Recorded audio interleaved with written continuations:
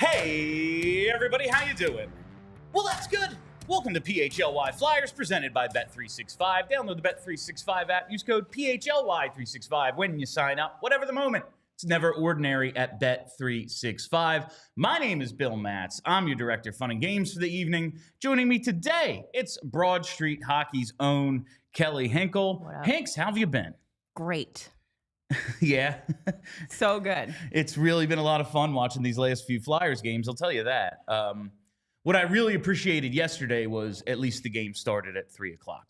That was beautiful.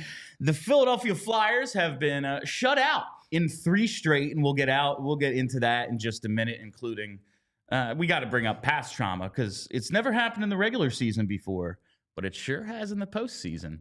Not past trauma again. Yeah, but there's so much. I want to start. Obviously, Charlie O'Connor not here. He is in. I believe he's in Utah now. He is in the Utah. Team is practicing. Their practice started about half an hour, 45 minutes ago. So he can't join us today. But we do have some updates from Charlie O'Connor out there. The first one, of course, is just a tweet he sent out. Ristolainen is still with the team here in Utah, but he's not skating today, it appears, and it's a picture of him off the ice, just in a walking boot. No, it's only his upper body, so he very well could be in a walking boot. So he is in a walking boot. It's definitely possible. Canonically, that's what a picture in a walking boot looks like. That's just, it'll never not be funny. It'll never not be funny. It's that and like Cody Ceci gets traded this week, and how do you think of anything except Kaka Pipi? Oh, one of the impossible. all-time great tweets. Yeah. More like Kaka Pipi. But anyway. Rip Feeble Math. Yeah. One of the best ones to ever do it. One of the greats. All right, but we do have some other updates on just different things going on with the team right now. It is a great shirt. My friends from Tapes from the Crypt, check them out on Instagram.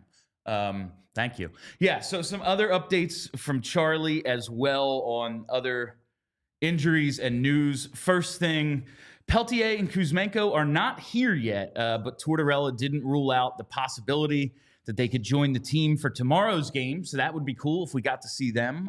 Frost and Farabee have already played a couple of games for the Flames, but immigration, all that stuff, work visas, the U.S., it's a pain in the ass right now, apparently. They're going really well, so it's not surprising that the paperwork is taking a long time. You know. As for Nick Delorier, Tortorella said that he is cleared medically, but they haven't pulled him off IR. Said Briere is working on the logistics of the roster, especially given the statuses of Pelletier and Kuzmeno. Basically, that's holding everything up right now. Like that roster they went into last night's game with, obviously 11-7, never ideal. Having mostly that sure was a roster. Like 50% call-ups in your roster, but and cool for like Jacob Gaucher. He gets his debut. Tony Dick and Rodrigo Bulls get to stay in the NHL and make that NHL money a couple more games. Emil back. Yeah, Emil's back. So all that's cool.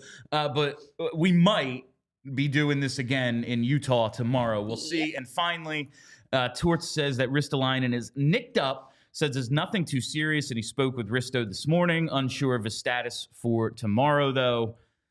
And that's really what I'm worried about. Nothing on Owen Tippett, it seems. This Risto thing. Him getting hurt is less than ideal. And maybe it's literally, listen, they had 7 last night. So, like, why do it? Why risk hurting him further if it's something like that? Like, oh, yeah, he just pulled a little muscle. He's got a little sprain.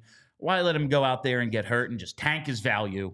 And I bet you he doesn't want to, like, have to pull out of the Four Nations now that he's, like, their number one defenseman for Finland. Like, they're out of guys. Well, that's the other thing. If he is a little nicked up, he's going to go play his butt off for Finland and, you know. And honestly, why risk, like, this time of year, I'm expecting Owen Tippett to be out until the break as well because they did that last year with him. It's like, yeah, he's, we'll see. And they just played it safe with him. Maybe they're going to do that with Risto. But this was my great fear with Ristolainen. It's why I wanted to trade him in like December. And I realized that's not when things get done typically. But like, he's 30. He's never played in the playoffs. He's playing the best hockey he's played definitely since he came to Philadelphia. He didn't do anything good in Buffalo, so he scored a bunch of points. Well, I mean, I would like that too in his game, but he is playing the most solid, consistent hockey he's played at least since he's come to Philly. You had a chance, and you still do. You still have a chance to maybe recoup that first-round pick you gave up so long ago, get out from another $5+ million for an extended period of time, really open up this cap, do some fun and now he's all right. We'll see, but I am just nicked up. It's not serious. That sounds great. But like we were told he was day to day and then suddenly week to week. And then we never saw him again for like the whole second half last year. They lied to us. They just, they'll never win our trust, right?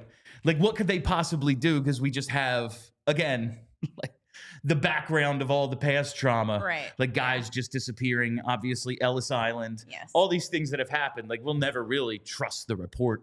No. If he's in there tomorrow, cool. Then it is not that serious. If they're just going to hold him out, if he then plays in Four Nations, cool. Not that serious. But this shows you maybe a little bit why. I thought Four Nations was going to be, okay, we're not trading for anyone, especially on these teams, like until that's over, because we don't want to like never get to use these guys. And there are 6 games, at least for the Flyers, between the break and the deadline. But it looks like it went the other way in the NHL, Hinkle. Like a lot of teams made deals heading into Four Nations. It's like a little mini deadline. I said it to Steve last night. Like these GMs want their 2 weeks off. Yeah, so right. They're gonna do. They're all gonna be super busy for these couple of weeks until Four Nations, and then they're gonna be watching from their cabins like it's August. And then they're going to come back for those couple of weeks before the deadline, and it's a brand new, okay, we got to put it in the hype. That's my guess, at least. Also, and there is probably a little bit of like, if I have a guy like Ristolainen that I have aims on trading, I don't want him like breaking a leg playing in the Four Nations, and now he's done. So I'm going to try to get all these deals done before they go there. But I don't know. This makes me nervous. Now, they don't have to trade him. I had this whole conversation on Twitter the other day. Like, I like that Danny Briere now has this leverage, especially since you got rid of the Farabee contract. You don't have to give Morgan Frost an extension. You have the leverage. That's the best leverage you can have in a negotiation. I can walk away. Yeah. Like, I don't have to just deal this. Like, Sean Walker, end of the day, if they don't get their first, you had to dump him for whatever because he's a pending UFA, he's 30 years old. That's not the case with Risto. Now, with his play being so good and being relatively healthy up until this point, like this might be his highest value, but you don't have to do it, and that gives you a tremendous amount of leverage. So I hope Danny can take advantage of that and make this happen. But if he doesn't, it's not like the end of the world because there will continue to be other opportunities. The draft, the whole summer. Yes. Next year, next deadline. Like they have plenty of time to make this happen. But those are our updates from Charlie out in Utah, all the injury news and stuff. That's where we are. Where the team is. I wonder if Charlie's drinking a dirty soda. I don't even know what that is. That's what they do out there because they can't drink booze. They have things called dirty sodas where like you take a soda and you like put extra crap in it. I mean, like there are weird people out there. There is like alcohol in the state of Utah, isn't there? I don't know if there's much of it. Like if I go to a Utah hockey club game, a not Yeti game, you're getting a soda. I can't get a beer? Unclear. Like the Utah Jazz serve beer. I would imagine they sell. I mean, they're in the business of making money, so it would be real weird for them not to sell booze. But like culturally, not a lot of drinking. Charlie, if you're listening, have a dirty soda. Beer, alcohol sales. Yes, they do sell beer at Utah Jazz games. Okay, so that makes, I guess they would sell them at the hockey games as well. Right. Yeah. Anyway, so where the Flyers are derailing already. I know it's different there, but they have to like sell. Not everyone is Mormon there. Anyway, right now the Flyers are this season, Kelly. This is my question. Is this about to go off the rails? Like, is this thing about to just fall the hell apart? At least in terms of wins and losses. Certainly, if it's going to, like, now is when it's going to happen. It's the lack of goal scoring has become remarkable, to say the least. The goaltending still incredibly sus. It wouldn't take a lot for like someone to just like flick over one of the cards and then the whole house comes falling down. Like there's not a lot holding this thing up right now.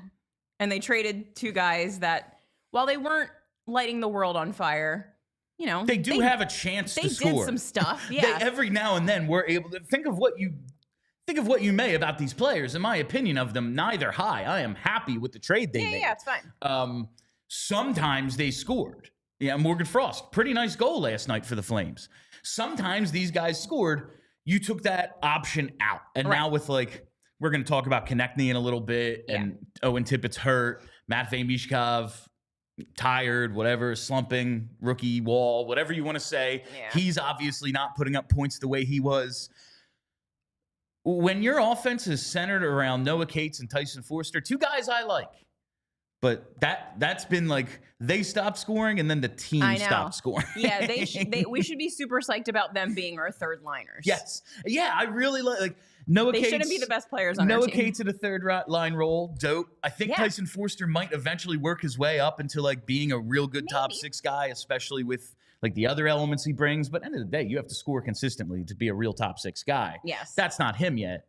But like, when they're leading the way for you for a couple of weeks or a month, it's going to end. Yeah. And no one has stepped up in their stead. Nope. And so here we are, Henkel. 3 straight games without scoring a goal. First time in regular season history for this franchise.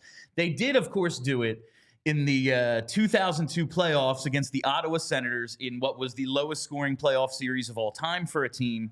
They win game 1 somehow. They win it 1-0 in overtime. They then go on to get shut out in games 2, 3, and 4. And then in game 5, they lose 2-1 in overtime. So at least that was worse. Yeah. Like, we have that going for us. This isn't the lowest point. I said this on, like, that's embarrassing, and it hurts in a whole different way because it was Ottawa. Like, freaking hate them.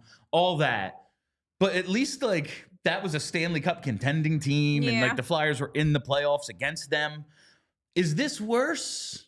No, right? Like that hurt. Because like playoff hockey is better, but that is like you are frustrated and mad at good players. This is just like, that's the thing. They stink. I can't really be mad at most of these guys. Like, what am I supposed to be mad at Rodrigo Abels? Yeah, he's not like. What am I supposed to do? There's a reason we're rebuilding. Yeah, it's because they don't have any good players. I'm gonna get mad at Gaucher.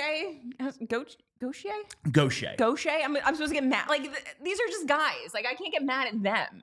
If this was a playoff team and they went into the playoffs and they got shut out 3 straight, I'd be real mad at players that are supposed to be able to do stuff. Half of this team is not expected to do anything. So they're out there doing their best.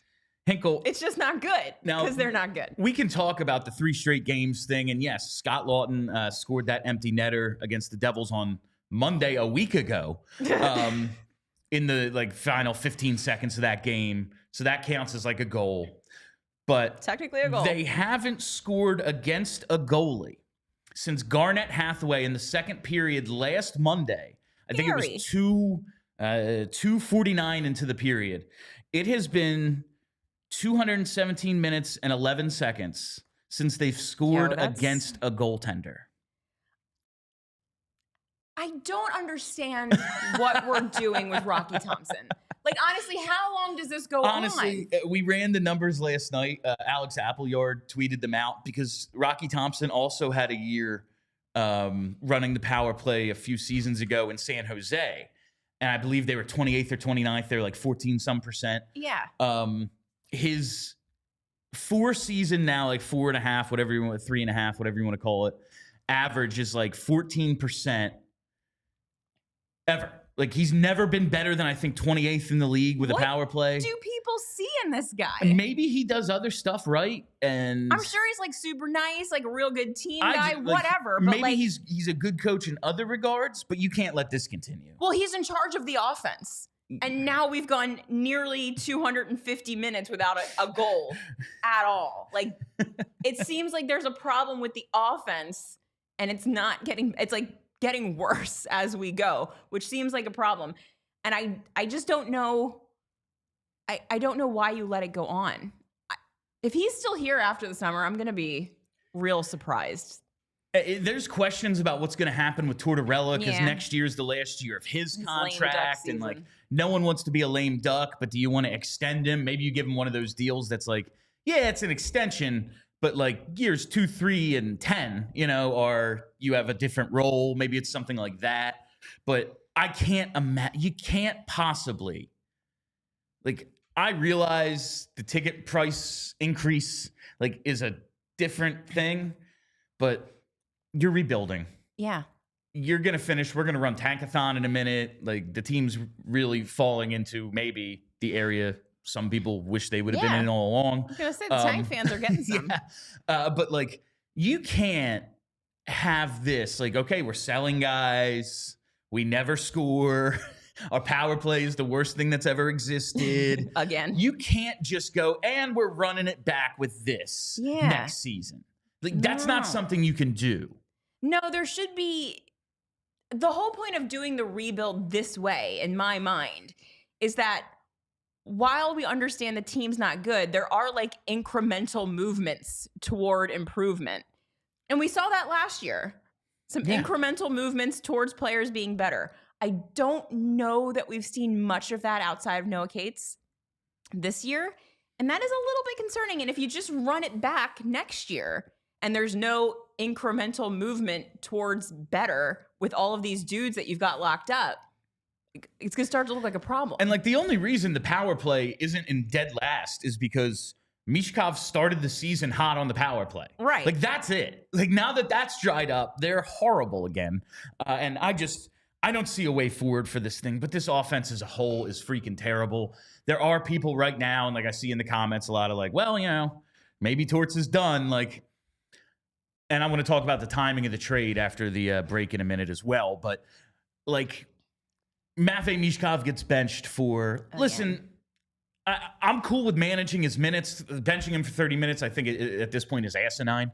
Like, what are we doing? But he gets benched for taking a risk. Now, like, we did that post game, and I'm talking about the idea of what this offense does to create rushes. Right. And maybe it's supposed to be the weak side guy, not the guy on the puck side who takes off. It's not like Couturier wasn't there and he couldn't have maybe poked it out to him, and all of a sudden we have a rush. But you see that. I've been resistant to blaming Torts for the lack of offense because he says he wants guys to take risks. He says he wants to let them do what they do on offense. But then when it doesn't pay off every time, suddenly like our second most offensively gifted player doesn't get to play. Could that maybe affect everyone a little?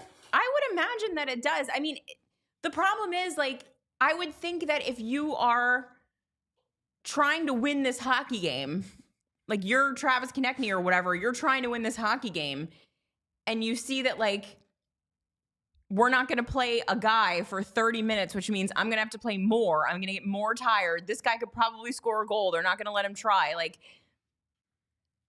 I understand I understand the whole, like, you can take chances, but they better pay off mentality for a guy like Konecny, who is an established NHL player. And who should know what works and what doesn't. Exactly. A child is going to take chances, and he's going to mess them up sometimes. And punishing him for that is going to train him, like a puppy dog, not to take the chances anymore. And I don't want Matvei Michkov turning into a player that is afraid to take chances on offense, because that's what he's here for. Somebody else got to cover on D. If he's going to take a chance, somebody's got to cover for him. And I just don't understand what we're doing. And I know Charlie would say, well, they believe this is the way to do it. Okay, but are they right? Yeah, there's no proof that they're right. Like, there's no proof that they're right. And if he turns out to be awesome because he's awesome, that's not proof that they were right. That's proof that in spite of them trying to beat the fun out of him, he's fun anyway, is what that would say to me. But the problem with Tortorella is, like, it's going to have to be his decision. Yeah. And Buddy's got a bit of an ego on him. So I don't know if he's going to want to give up the reins easily. And that frightens me because we've talked about this before. I think that he did a lot of good things here, has done. I am wondering if we've reached the maximum limit of what John Tortorella can do for this team. It's something that we're probably going to spend a lot of time talking about in the next few months and leading into the summer with him going into the final year of his deal. Yeah. We'll see. But before we go any further, I got to tell you about our presenting sponsor, our friends at Bet365. Whatever the moment, it's never ordinary at Bet365. I've been placing all of my action with the Bet365 sportsbook this season, whether it's my futures. Still have my fingers crossed on a second half surge for the Mad Russian, a post-Four Nations surge for the Mad Russian. That'll get him back into this Calder race. But whatever it is, I think you should be using Bet365 right now. And we have breaking news from our friends at Bet365. New customers get $150 in bonus bets when you bet just $5, win or lose. All you got to do is sign up, use the code PHLY365, deposit $10, and place a bet for $5 to get $150 in bonus bets if your initial bet wins or loses. Bonus bets can be used on the spread, totals, player props, futures, and more. Whatever the moment, it's never ordinary at Bet365. Must be 21 or older and physically located in PA. If you or someone you know has a gambling problem and wants help, call 1-800-GAMBLER. And while we're here, why don't I tell you about Golden Nugget Jewelers? That's right. So you hit it big at Bet365 and you're thinking, I got to do something with this money. I know what to do. Get engaged. Well, where Philly gets engaged is Golden Nugget Jewelers, right at the corner of 8th and Chestnut in downtown Philly. I have been on the ring hunt before, and listen, we have no idea what we're doing, guys, right? Like, I don't know, color, I don't know. What am I supposed to pay? That's why you need the expert. You deserve an expert and the best price. It's at Golden Nugget Jewelers, where Philly gets engaged. Head over to goldennuggetjewelers.com to learn more. All right, I want to run Tankathon because let's do it. It's happening again, Hinkle. Let's go. The Flyers now, by points percentage, 7th from the bottom in the NHL. It gives them a 6.5% chance of moving up to number 1. We do have... I wanted to see, we have a full breakdown of what the odds can be. I can show those after, but with the Flyers now, I think once a day, unless something else happens. Yeah, why not? We should just be running Tankathon. It's fun. So, Brenna, sim that lottery. All right, and the Flyers, they stayed at 7. All right. When I ran it earlier, they fell to 9. They fell 2 spots. So that extremely was Flyers. That was a real bummer. So right now in this 7th spot, if I can find it somewhere on my screen. So that's pretty good. The Flyers have a 6.5% chance of number 1, 6.7% chance of number 2, a 0.2% chance of number 3, 44.4% chance of number 7, 36.5% chance of number 8, and a 5.6% chance of number 9. So those are... Right now, 1, 2, 3, or 7, 8, 9 are their possibilities for their own pick. And, of course, they have the Edmonton and Colorado picks as well, but you got to believe they're not going to be in the lottery. And I just wanted to bring this up because Tankathon does a little mock draft thing as well. And right now, at 7, Flyers have... been mocked. Roger McQueen, one of the centers out of the dub. Not another Brandon Wheat King. I know that's one of those things that people hate. I but have PTSD. I know. But you just look at the range they're in, and I don't. Caleb Desnoyers, that one scares me too. I don't know if they're related, though. No, I think that's his brother. Is it his brother? I believe it is, but I think he's supposed to be better. I mean, he's supposed to go 8th instead of wherever the hell Elliott went, so that makes sense. But this is the range the Flyers are in right now. This is what we could be looking at if things continue. Why is that dude listed as a forward? That's so he's definitely not a center. Maybe he does some. I mean, he's only got 8 games. I guess he's hurt. I don't know. Yeah, well, who the hell knows? I don't know either. We're going to start doing, once we get into February. That season, exactly. Like we're going to have more draft shows, more draft focus, more people I'll learn about them when I need to. More guests joining us who know more about the prospects. I just can't be bothered because I don't. There's enough going on. Who the hell knows, man? Nolan Patrick was supposed to be a star. I don't know. I can't pay attention to 16-year-olds right now. All right. But speaking of this offense, Hinkle, yep, we got to talk about Travis Konecny a little bit. I am a big Travis Konecny fan. Mm-hmm. He still, in his last 13 games, has 13 points. Now, obviously, none in the last 3 because nobody has any. But if we're going to give him the praise we give him, it's like, and one of the things that's impressed me most this season, like, I was in awe of him doing what he's doing, especially the assist numbers, like, without any other real threats, and he's doing what he's doing without a 1C, a 2C, anything resembling like a top 6 NHL center on this team, especially now that Morgan Frost is gone. And it's not like he was really setting the world on fire. No. But the offense has basically passed away. And I feel like we just need a little bit more out of Travis Konecny. 1 goal in these last 13 games. I've been talking about his shot numbers. He's just getting way fewer shots on goal in this stretch. Prior to these last 13 games, he was averaging like 2.6 shots a game. He's been under 2 in basically every game since. Like, that's not good enough. He is our, by far, most dangerous scoring threat. Yeah. And I get it. It's probably really easy to defend a team that only has one consistent dude, especially with Tippett out. And I was going to point that out. Even with Michkov. Only guy you have to focus on. Even if Michkov's having a good game, how much is he even on the ice? Who's he out there with? Yeah. Like, it's TK. You have to focus on one guy, so I get it. But it's just disappointing to see what looked like. And again, last 13 games, he's still at a point a game. Yeah. But it's just disappointing to see a guy who was on pace at one point for like 42 goals. Right. That really disappeared. Yeah, part of me, I do think that, you know, like half a season goes by, you've played every team. They now understand, oh, that's the guy that's going to score on us. So we're just going to stop him from doing that. So I think that definitely plays a part. But also, like, I feel like eventually the lack of talent around you is going to catch up to you. Like, you really can't, for a full 82 game season, do it all by yourself. Like, that's a thing that you could do in a playoff series, like put the team on your back and just, you know, go score goals at will. I feel like over the course of an entire season, it's a little tough for one guy to just be like the only guy doing anything. And also, I do think he must be nursing something. That's when I asked Charlie about this a couple days ago. I think it was on a post game. I was just like, "What? Something's the matter." Yeah, like he's just not shooting, and I still think it is. Charlie was like, "Yeah, it was more early season when it was. You know, we want to talk to TK a lot because he's the best player of the team, so that's who we request after games a lot. He would be 10, 15 minutes later because he's getting treatment." And that hasn't been the case, I guess. Bless you. Excuse me. That hasn't been the case as much lately. But I just still think there's something up with him. Maybe teams are defending him better. Maybe he's just running out of gas because, again, only guy. But when I see a dude who was getting almost 3 shots a game and now he has, in his last 13, how many even total? Like, he's hit 3 shots one time in the last...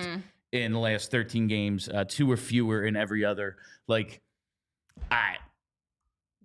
something's up. I mean, it's not great. If he pops off at 4 Nations, I'm going to be a little bit annoyed. Although, but then again, it's like, well, you're playing with the best players he has someone passing in the him world the puck. On Team Canada. Like, yeah, you're probably going to get lucky a few times just based on that. But I don't know. I just can't get mad because I need other players on this team to do something. It can't just be Travis Konecny. That said, shoot the puck more. Stop passing. You're the only guy that can score. Stop passing it to anybody. And it was, like, to me, as impressive as the goal scoring was, the fact that he's, like, got a career high in assists with 30 or so games to go, and nobody else on the team ever scores. Like, I found that very impressive. But we are now like, all right, man, someone needs to score a freaking goal. Yeah. Like a goal. And that said, I think I'm going to be taking TK anytime goal tomorrow because 1, I'm ripping him right now, and 2, he's due. Yeah, he is due. He's due. I want to get into some trade stuff now, Hinkle, because we have made the people wait almost 30 minutes for the trade stuff. It was a big trade. It was. And, you know, you were on the post game with me as it was unfolding. Charlie and I did a little emergency show once it became official after midnight. So we've had some reaction to it, but we haven't had a studio show since it happened. Yeah. So now that we've had some days, Morgan Frost has already scored a goal. Those two have played a couple of games for the Flames. We are waiting on Kuzmeno and Pelletier to get clearance from the U.S. government, get their work visas all sorted out. Yeah. Couple days later, how we feeling? I think I feel good about it. At first I struggled to understand the point of it. Like, okay, yeah, we've decided that we don't need these two dudes, but like, why do you need to train them right this second for these two other dudes that we probably don't need either? So it was a little bit like, what are we doing? But then also when you think about the cap implications, when you think about, we talked about it a little bit on that post game, the fact that the Flyers probably need to find some reclamation projects if they're going to make this work.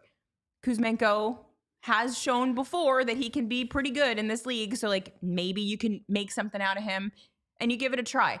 If you don't, then he walks and you've got a nice clear cap space that you don't have to worry about anymore. So I think it does make a lot of sense. And also I think that we as fans always overvalue our own players, even when we don't like them. Yeah. And I think that this probably was the market for these guys. Especially with Briere in his comments the other day, there weren't many teams interested in Joel Farabee at the full $5 million. Right. And when you look at the term left, yeah, we kind of dumped his salary and we got a second round pick for Morgan Frost. Like that's really what it comes down to. Pretty good. Like that's what they did.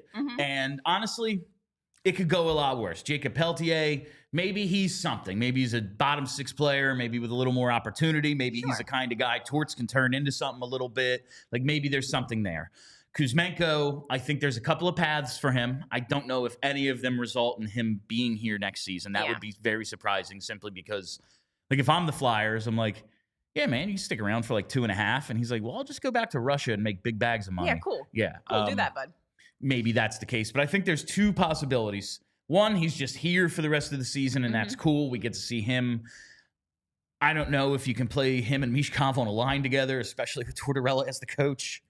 But that on the power play, 3 minutes a night. Maybe on the power play, you can. It can't possibly hurt. Like, can't possibly hurt having a guy who once was a pretty damn good scorer and has over the last few years been up and down. But he can swim. Maybe Michkov can get him the puck.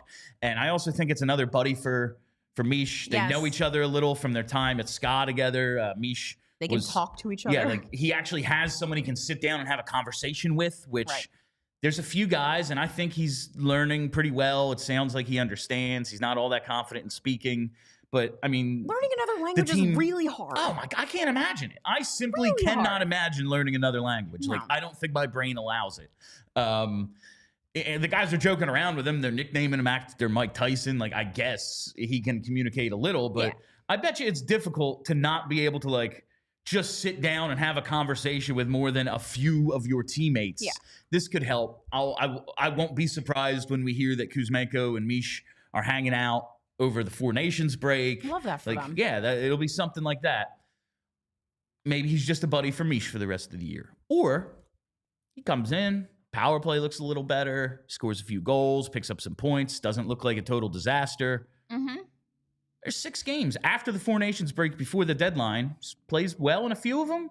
Maybe you flip him and you get more of a return on the Farabee Frost deal. Like that's what it is. I think there's 2 paths, and both of them could be beneficial to this team. Or like if he does pop off here and he does decide that he would take $3 million, I'd be all right. If he is good here. Yeah, sure. And if he looks like he did in Calgary, no, thank you. The second half of his, like the first year he was in Calgary, when they get him from Vancouver, he's back to what he was his first year in the NHL. And then this year, it's like, yeah, he disappeared again. Yeah. That could be an issue of Rick Tocchet. And of course, if you can't work with Tocchet, something tells me Tortorella ain't going to love you either. But no, we'll see how that all plays out. I think one of the national guys, said that he was made in a lab to annoy John Tortorella. Steve said that on the show last night, and it made me laugh. I can't remember who, but he should be great. He said it was in the BSH Discord. But regardless, I want to get to this tweet of Charlie's from 2 days ago when Briere addressed the media about the trade. And he says, Briere says that players like Tippett, Foerster, Brink, and Cates have all taken steps forward in the development the past few years basically implies that Farabee and Frost hadn't. Now, yeah, that's true. Not wrong. But I would also say that, like, Farabee and Frost, more established NHL guys than everyone else listed there.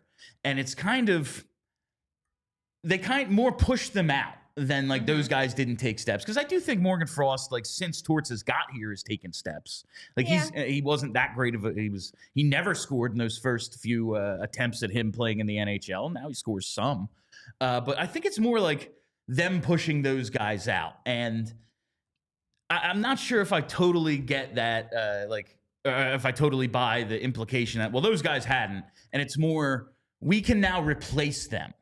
Like, let's move on. Like, Farabee $5 million through, I think, 2028. That's too much. Yeah. Frost needs a contract. He's an RFA. And next season, July 1st of 2026, he's an unrestricted free agent. So either you sign him long-term or you bridge him for an even bigger raise. And why put yourself in that situation? I think that's really the reason for the trade more than anything. And now I look at those guys that were named. Yeah. Tippett, already extended. Okay. Foerster, Brink, Cates, and I'll throw York into that there as well because he's due a contract this summer. A lot has been made over the memo and the names listed. The we're raising ticket prices memo from Dan Hilferty. Right. And like the guys who were named and the guys who weren't. I really do hope, though, that this doesn't mean 8-year contracts for the guys who were listed. Like, I want to be in position that when Denver Barkey pushes out Bobby Brink, we can trade Bobby Brink like we just did trade these two guys. Yes. But I do believe, let me know what you think, this could signal the end of addition by subtraction. This is the end of just getting rid of dudes like Hayes, Provorov, Farabee, Frost.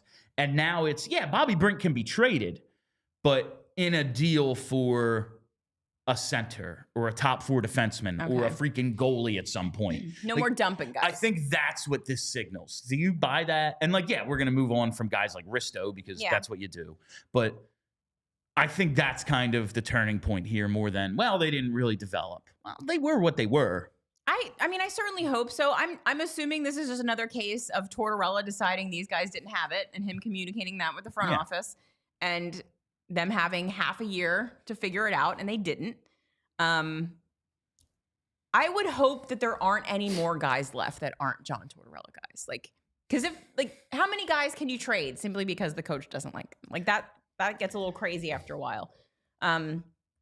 These two, I do like that they were able to look at Farabee and be like, oh, that contract wasn't good. We should get out from under it. Because I feel like a lot of times the Flyers have a tendency when they sign a guy to be like, well, we signed him. Yeah. He's our guy. We have to live with our mistake now. Like, so that's good. But yeah, I do kind of think that we're probably over the dumping portion of this rebuild. And now it's going to be like you said, hockey trades and getting stuff for guys if you're going to move them. I am hoping that is the case because, man, the Flyers have a real, and listen, they could always just open up more.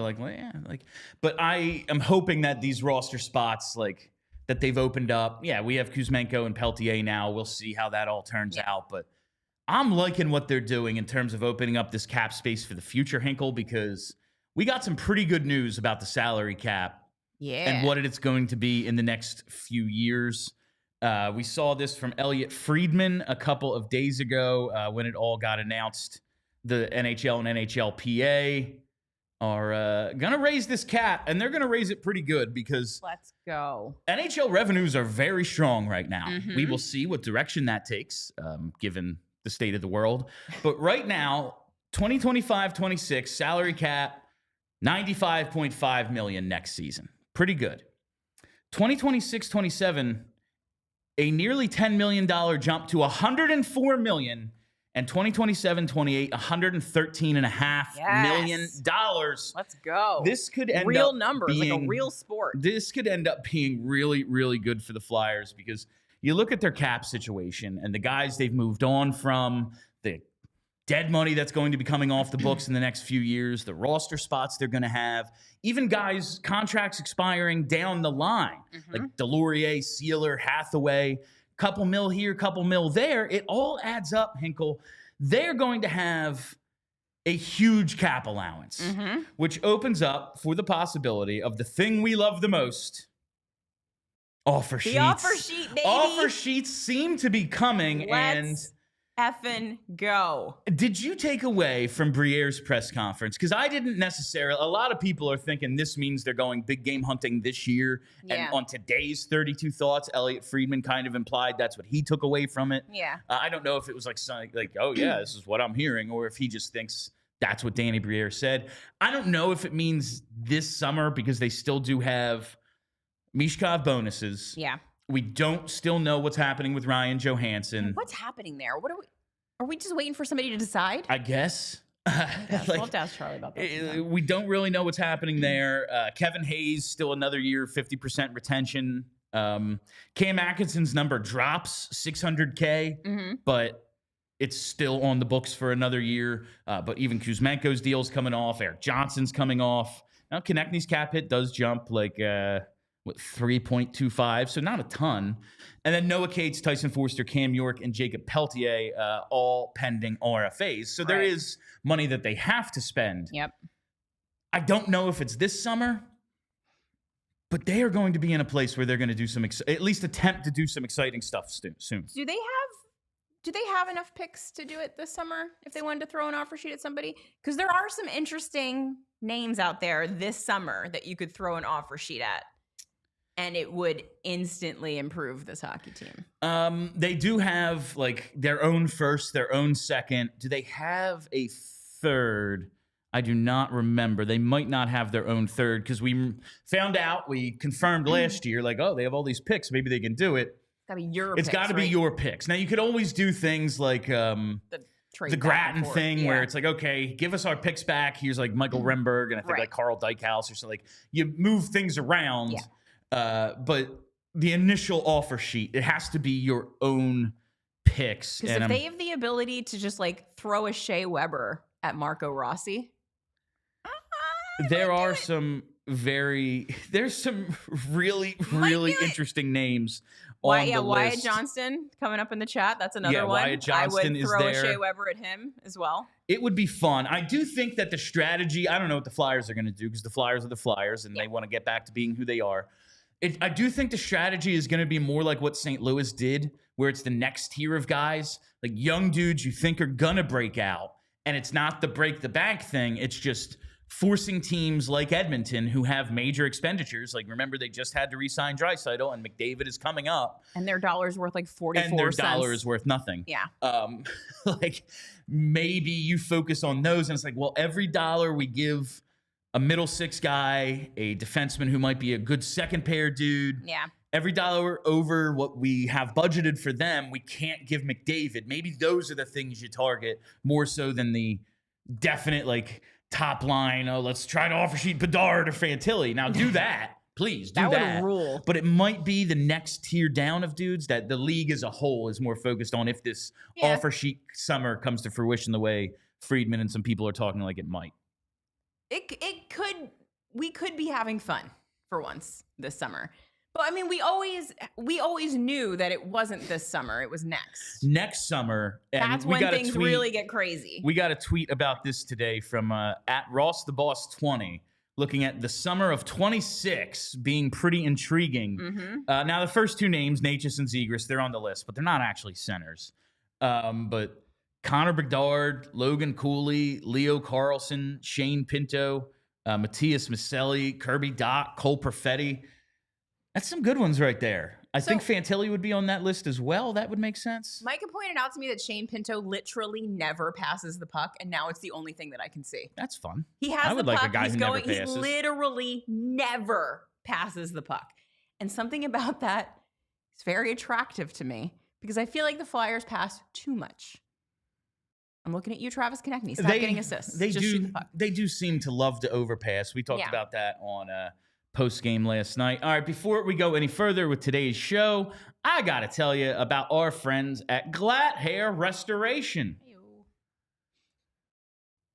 That's right. I've been telling you for months now. Johnny Marks has been telling you for years, since way before he even got to PHLY, how great the work they do at Glatt Hair Restoration is. And now Glatt Hair is under the direction of Dr. Morgenstern, a highly respected plastic surgeon. But if you're wondering how things have changed, how different it is, you still get the same peerless approach to care, the same expert team, the same unmatched Glatt system, same state-of-the-art location, and the same stellar results as ever, because each member of this exceptionally trained team brings 30 plus years of industry experience. Hair restoration is all they do. From laser light therapy to non-invasive treatments to vitamin supplementation, topical and oral medications, PRP and stem cell restoration, and hair restoration surgery. And each patient receives a complimentary one-on-one consultation to pinpoint the best course of treatment, because everyone's hair is different and not everyone is in the same stage of hair loss. They personalize each treatment to the person. Glatt Hair isn't just about restoration, it's about innovation. The breakthrough treatments really do dramatically change lives, and bald is now optional. If you want to improve how you look and how you feel about yourself, Glatt Hair has the right treatment for you. Regain your confidence. Visit glatthairmctr.com or call 610-980-4000 to get started today. While we're here, got to tell you about Rothman Orthopedics as well, because if you have aching joints or cramping hands or your back's out of whack, Rothman's got you. At Rothman Orthopedics, they're practicing specialized care, and it's been their passion for over 50 years. Their mission, high-quality, compassionate, affordable care rooted in research. Research leading to new treatments and better outcomes. Each Rothman doc is laser-focused on their specialty, whether it's hip, knee, spine, you name it. They have a team for each body part right in your backyard so you can get back to your specialty. They're Rothman Orthopedics, and they specialize in you. Rothman Orthopedics, specializing in orthopedics and you. Visit rothmanortho.com/PHLY to learn more and make an appointment today. Yeah, this cap situation, and like these are all things as the season goes on, and as we get closer to the summer, as we get through the trade deadline, we're going to be looking more and more into this cap situation and how it opens up, because there's so many moving parts to the Flyers end of this, just with pending RFAs and all the guys coming off the books. They have so much dead money that's going to be off in the next year or two. Mm-hmm. It's really, really exciting thinking about the flexibility they're going to have, and to me, that's the ultimate reason for this, for the trade that they made, to create the flexibility. More than anything. And like, listen, those guys didn't fit, so why not do it now? Mm-hmm. That said, the timing of this, Hinkle, you mentioned that earlier. Yeah. So the Flames general manager addressed the media after their game, the first game, or the game that they played the night of the trade, because Kuzmeno got scratched and they pulled Pelletier out, I think, in the first period. Yeah. And then by the time their game ended, the trade was basically complete. So he met with the media that night.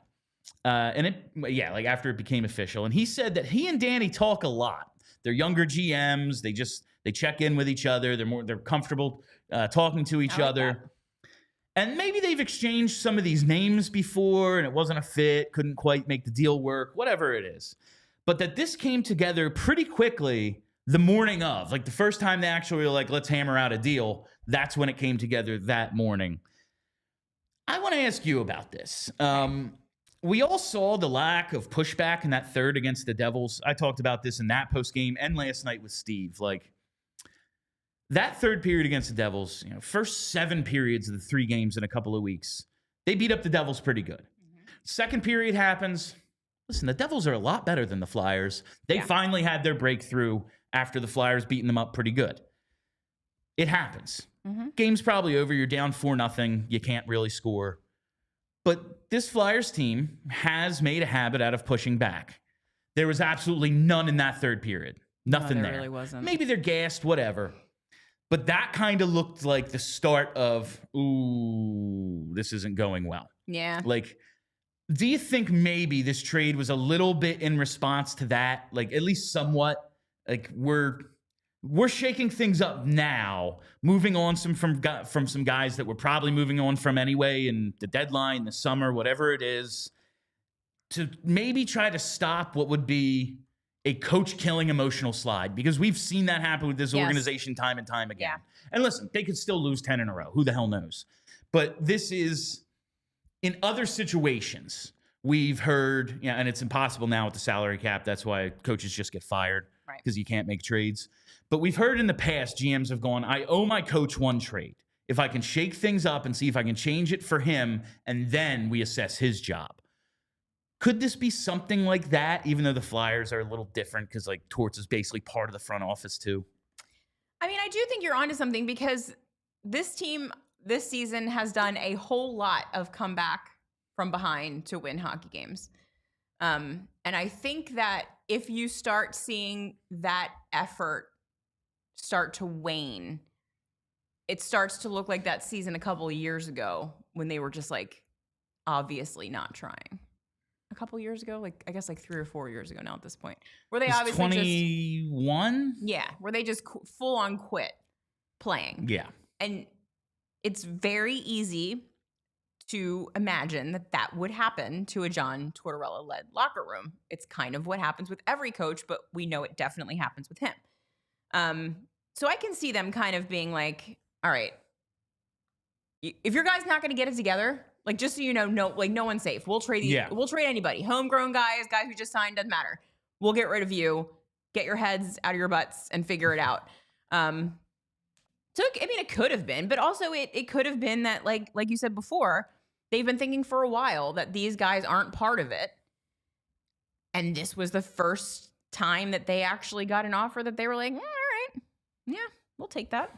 Yeah, and listen, good for the Flames. I like that they're kind of, like, they were supposed to be terrible. Yeah. And they're doing this. I like a team that, you know what? We owe it to the boys. Let's go out and try to add something to bolster this a little bit. And I think in different roles, those two could, like, work pretty well. We just needed them to be difference makers here. Yeah, and they weren't. Like, that's part of the, like, that's what I'm saying with the, like, those guys took steps in their development. Like, yeah, they are, at the very least, the complementary players that we think Frost and Farabee are. So we're moving on from Frost and Farabee. Yeah. We have enough of these guys to make up a good middle of the lineup. Right. We need someone to be at the top of our lineup. These two clearly not it. So we're moving on from them.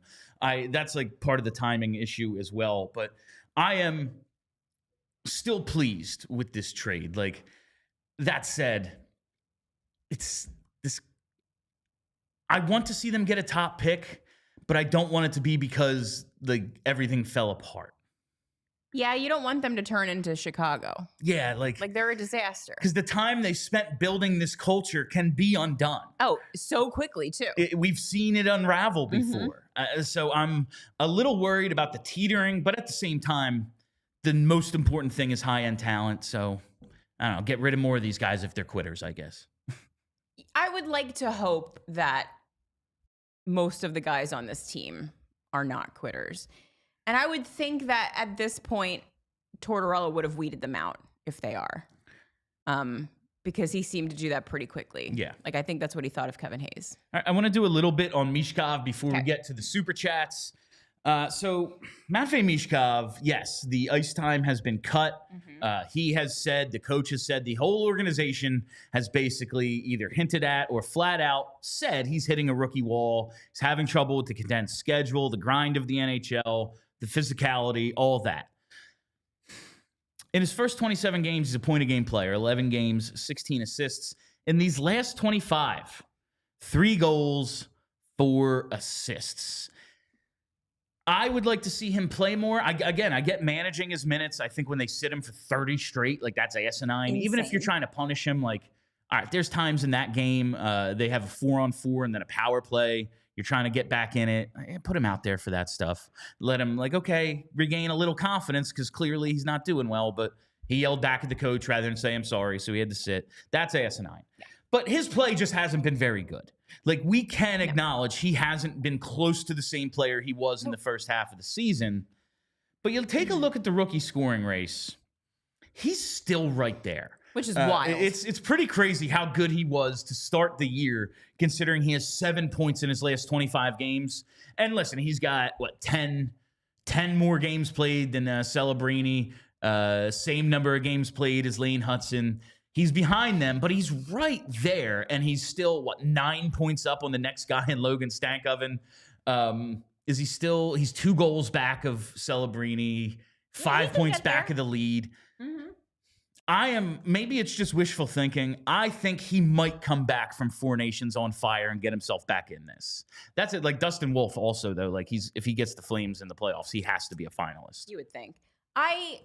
I really hope it's just that he's worn down and that the break's going to make a difference. But also, I do think that coming out of the break, like Tortorella is going to have to start putting him in a position to come out of this. And like playing on what appears to be the fourth line with Sean Couturier for 11 minutes a night is probably not the kind of perfect situation for him to get out of this slump. So I'm hoping that if they do just think he's tired, he's going to be very rested. And also he's 20. Yeah. So they recover. And that's seeing how this season is trending now. I can somewhat accept. I still like, because the playoffs don't actually matter. Yeah. But I can somewhat accept the way Tortorella does it if it's like, well, we're trying to win each individual game, and sometimes if he's not one of the best players, he's not going to play, or if he's on the line with Morgan Frost and we're protecting a lead, like what am I going to put him and Frost out there? Right, yeah. I get it. But now they haven't scored in 3 straight games. Yeah. They're 7th from the bottom. What's it going to get worse? They're rapidly declining in the standings. Play him. Yeah. Just It let can't him be out worse. there. Let him out there and see if he can salvage, not even salvage. Like, it's a fine rookie season. Yeah, I he's haven't fine. seen anything that makes me worry about like what he's going to be in 2-3 years. I'm not worried about that. No, I not think he's really. going to be really good. But like, we're in a different spot now. The team is in a different spot. Let's see it. Like, let's see a little bit more of Matvei after 4 Nations. I get just trying to get him through this stretch, right? Because it's tough. This is a really tough schedule. But he's still right there. Like, I want to see what he can do in the final couple months of this season to see if he can force his way back into the conversation. Yeah, I want to see him allowed to run wild out there. I want to see him taking chances. I want to see him cheating on offense. I want to see him being creative. I want him to start going back behind the net and trying some stuff like he was doing at the beginning of the season. Like, I want the thing that I'm not worried about his skill level being diminished at all by this, but I am worried about his confidence being diminished by this. And like, I'm sure he's like a very cocky kid. He's been told he's great for his entire life. I'm sure he's got enough of an ego on him that it's not going to get broken in one season, but enough of them taking away your favorite thing, which is ice time. Every time you take a chance that doesn't work out, you're going to stop taking chances. And I don't want that to happen. I don't want the guy that's not afraid to go behind the net and try in Michigan. I don't want that beaten out of him. And that's what I worry about. And so I do hope that, like, let him come back, let him do his thing, and like, see what happens. It cannot get worse. What's going to happen? We're not going to score for 3 games? Oh no. That's the other part. We're going to lose 10 in a row? Uh-oh. That's- Like, doesn't matter. The other part of this is like, I realize, again, only 7 points in his last 25 games. But nobody scores. Right, He's exactly. someone who might actually, I mean, he did like put a puck behind a goaltender. It just got called back because goalie interference is whatever they want it to be now. I guess it was. No, whatever. it wasn't. I don't know. I just don't Nonsense know. call. He was in the crease, but I saw He one wasn't. last night. Like, knock it over. Flip a coin. Whatever. Yeah. Like, he did actually, but like the puck went in, and no one else has done that in 217 minutes and 11 seconds or whatever the hell it's That's been. the thing. Like, if he's playing, are you taking ice time away from someone else who would score? Yeah, No. So just let him go. Let him do it. Let him do it. learn from his mistakes in real time on the ice. Yeah, Seems like the best way. the managing of the ice time was one thing. The benching for an entire 30 30 minutes. minutes is absurd. That's effing ridiculous. It's absurd. All right. Before we get to the super chats, I want to say we appreciate those of you watching on TV. Head over to allphly.com for more of the show right now. All right. Let's hit those super chats. All right. Just 2 today. Cool. All right. This first one from JH. I feel so good about it with Cap going up and Danny Briere stockpiling draft picks. Do you think offer sheets are in the future? Friedman thinks they're going big game hunting in the near-ish future. I think they could be. We touched on that. I do think The Blues opened it up for us. the Blues opened it up. And listen, Dylan Holloway's second on their team in scoring. Yeah, it works. Broberg had a real good start to the year. He's not scoring quite the same, but everyone around the league is like, oh, it worked.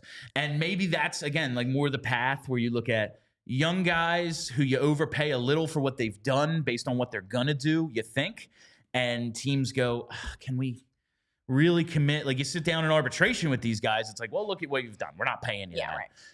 Maybe overpaying a little for second-tier guys, especially with the amount of cap space the Flyers are going to have opened, is the path. I just love chaos is fun. It's fun. We never get fun in this It's league. what made the NBA what it was, and now it's like declining because it's so ridiculous, but like no one ever plays in that league. But the NFL was like missing one thing, big transactions, player chaos and stuff, and now they have it, and it's like even better. Like people like the NFL, the game itself declined tremendously. Like the NFL product, bad. But there's like off-field fun now too. Yeah. And it's pretty cool. Like they were missing that one. I think it could be coming back to the NHL because there's going to be breathing room with the cap and risks are paying off for teams. You know, like even not the biggest risk in the world, but the Huberdeau for Tkachuk trade.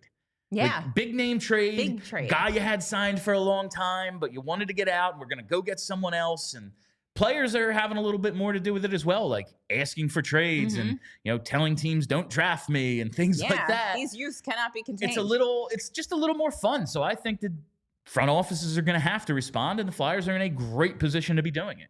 Before we get to Gary, we got an injury update. You want to hear it? Yes, please. Injury updates from the Flyers. Oh, yeah. Ryan Poehling, Rasmus Ristolainen, Owen Tippett, and Yegor Zamula are all day-to-day with upper body injuries, which means we could see them tomorrow or 6 months from now. Never seen again. We'll see. We're all day-to-day. Yeah, and it's funny. The first reply I see underneath that is from Get Pucks Deep. Is Ryan Ellis still day-to-day, which is very funny. To me, at least. All right, and this next one here from Gary B. says, I may be wishing out my butt, but do Tony Dick, Jacob Gauthier, anytime goal parlay at Flyers money line? Gary is a madman. Listen, I had Gauthier to score in his debut last night. Didn't come through for us. He scores a lot in the AHL. Tony Dick hasn't had one since he got recalled. I just wonder, like, if Kuzmenko and Pelletier do join the team tomorrow, do those guys stay? Yeah. Like, because they still don't have a center, so it'll be probably Abel's staying, but do those two get sent down? Kolosov's with the team right now because the AHL's on break. Right. I think they're going to keep him with the team at least until Four Nations. Yeah. We'll see. But who doesn't want to see those guys score? It's fun. I'm going to be on TK because he needs to get one eventually. Please. And so do I, honestly, in terms of hitting our bets with our friends at Bet365. And speaking of them, that is all the time we have for you on PHLY Flyers, presented by Bet365. Download the Bet365 app. Use code PHLY365 when you sign up. Whatever the moment, it's never ordinary at Bet365. We will be back with you tomorrow for pre- and post-game. It's a 9 o'clock puck drop in Utah, so make sure you make note of that. It is one of the last late games of the season, I believe. So it's all 7 o'clocks really from here on out, or earlier. But there are one or two. That's one of them. But we'll be here for that. Make sure you follow us right here on the YouTube so you never miss a live show. Hit that reminder bell so you get notifications whenever we do go live. And follow us on Twitter at PHLY_Flyers. We pin our schedule up there so you can always find it. And I do basically all my hockey tweeting from that account, because what the hell's the point of your personal account anymore? All right, and follow the podcast as well. Wherever you get those, just search PHLY Flyers. My name is Bill Matz. That is Kelly Hinkle. Until tomorrow, let's go Flyers. We all silly like the mayor.